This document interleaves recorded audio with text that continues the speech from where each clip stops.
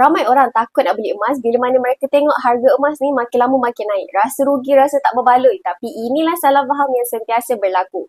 Sebenarnya harga emas ni mahal ataupun murah itu hanya sementara sahaja.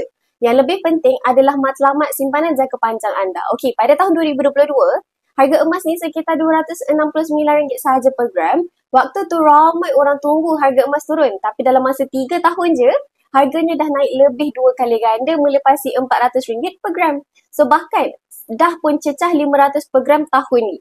Apa maksudnya? Walaupun anda beli emas waktu tu harganya nampak mahal, apabila anda simpan dalam tempoh jangka masa panjang, anda tetap akan untung. Sebab emas adalah aset yang naik nilainya secara konsisten dalam jangka masa panjang. Bukannya setiap hari. Dan bonus untuk penyimpan emas, emas adalah simpanan yang kalis inflasi. Nilai duit tunai anda mungkin jatuh setiap tahun, tapi nilai emas ni akan naik setiap tahun. Jadi nak beli emas ni bukanlah tentang berapa harga yang paling rendah, tetapi tentang konsisten dan mindset untuk simpanan jangka masa panjang. Jadi semoga perkongsian saya ni bermanfaat. Bagi anda yang ingin memulakan simpanan emas untuk simpanan jangka masa panjang anda boleh refer pin video saya untuk langkah daftar akaun emas secara percuma.